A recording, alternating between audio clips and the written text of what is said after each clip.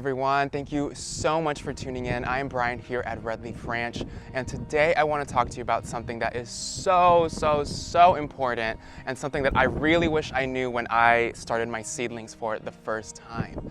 And that is hardening your seedlings before transplanting them into the garden. Last year was literally my first year gardening ever, and I was so excited. I started so many seedlings and I just wanted to plant everything and grow my own food.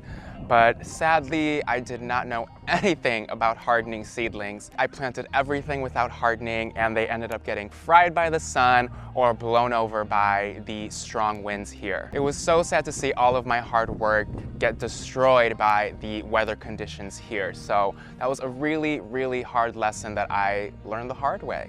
So today I want to share with you what I've learned through that experience and how I'm hardening my seedlings.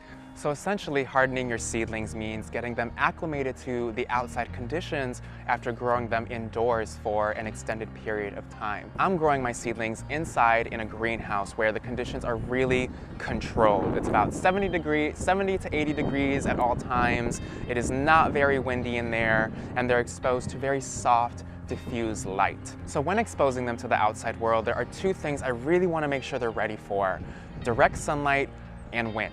Because in the greenhouse, again, they've been getting soft, diffuse light, and there's really not much wind in there at all. So they're very fragile and delicate at this stage. And I'll also say that hardening off really does apply to all seedlings that you start indoors, but some are going to be easier to acclimate than others.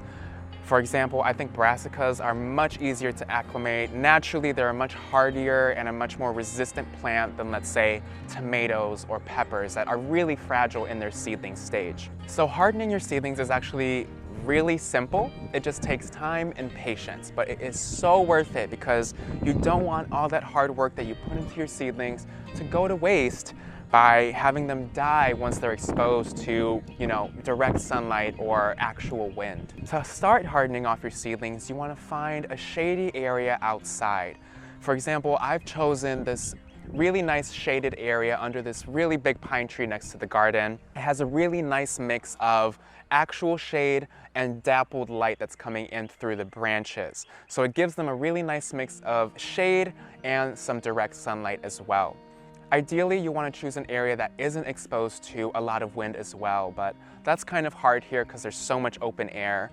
But honestly, I'm not too worried about the wind as much as I'm worried about sunlight, because last year, the sunlight is really what killed everything. They all got scorched. If you want to start exposing them to wind, you can place a little fan in front of them indoors just to get them used to that kind of airflow. Now, on the first day, I'm only going to leave them outside for an hour. On the second day, you want to expose them to that same area for 2 hours, a nice shady spot.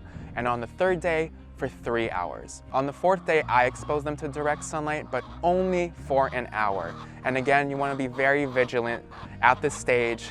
You don't want to scorch your entire plant. So on the fourth day, expose them to the outside world for an hour and then bring them back inside. On the fifth day, you want to expose them to direct sunlight for 2 hours and then bring them back inside. On the third day, you want to expose them to the outside world and direct sunlight for 3 hours and then bring them back inside. Now, after a week, you should be able to leave your seedlings in full sunlight for at least 4 hours. And at that point, it's really up to you if you feel comfortable and ready to plant them outside, or you can continue the process for another week and really get them nice and hard with 2 weeks of hardening off. When hardening off and exposing to the outside world, you might notice a little bit of bleaching on the leaves, and that is very normal, especially on the old leaves or the first leaves that they grew when they sprouted. Those leaves are nowhere near ready to be acclimated compared to the new growth. They're much softer and much more delicate. So if you see that, don't be alarmed. What you really want to pay attention to is the new growth and how they respond to the outside conditions. If those start growing well after being exposed to the outside world, they're getting much more acclimated to outdoor conditions. I've been exposing my seedlings to the outside world for about a week now, and they've been exposed to full sun. I just put them back in the shade for the purposes of the video, but I think this weekend they are ready to go in the ground. And I couldn't be more excited. I've been waiting so long for this moment, and I can't wait to start growing again. So again, to recap, when hardening them off, you want to find a shady space outdoors and leave them in that area for an hour, and then increase that exposure for an hour day after day until you're ready to expose them to direct sunlight.